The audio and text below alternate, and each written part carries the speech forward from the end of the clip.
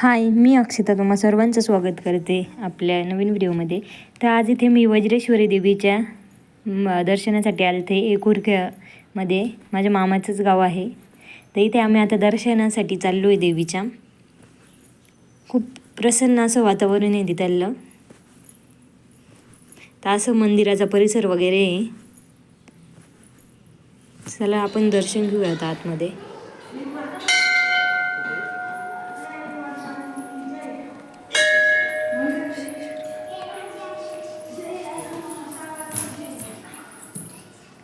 आता इथे आम्ही दर्शन घेतोय देवीचं.